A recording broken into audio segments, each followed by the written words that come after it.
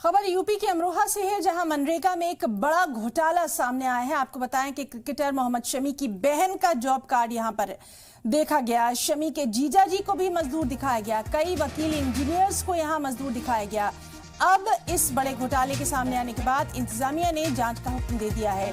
तो अमरोहा में मनरेगा स्कीम में बड़ा फर्जीवाड़ा सामने आया। इसमें करोड़पति लोग मनरेगा मजदूरी उठाते दिखाई दिए हैं। मीडिया रिपोर्ट्स के मुताबिक क्रिकेटर मोहम्मद शमी की बहन और जीजा को भी मनरेगा मजदूर बनाया गया है। इस फर्जीवाड़े में सबसे बड़ा नाम भारतीय क्रिकेट टीम के तेज गेंदबाज मोहम्मद शमी की बहन और उनके शौहर यानी शमी के जीजा का है। इसके अलावा एमबीबीएस स्टूडेंट्स, वकील, इंजीनियर जैसे लोगों को भी मजदूर दिखाया गया है। बाकायदा इनको लेकर पेमेंट भी किया गया है। इंतजामिया जांच के बाद रिकवरी का दावा कर रहा है।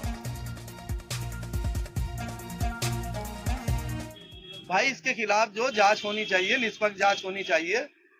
भाई जब देश में अदालतें हैं, कानून है, भाई जब आपका बड़े बड़े नेता, मुख्यमंत्री जेल जा सकते हैं तो ये भी जेल जानी चाहिए। इसने क्राइम किया है या रिकवरी करावे पैसे की।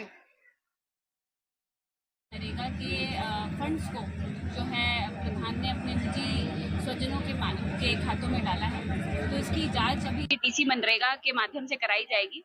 और जो भी दोषी है, चाहे ब्लॉक लेवल से है, चाहे वो कंप्यूटर ऑपरेटर या एपीओ जो भी लेवल से है, तो उससे हम लोग वसूली भी करेंगे और उसके खिलाफ कार्रवाई भी करेंगे।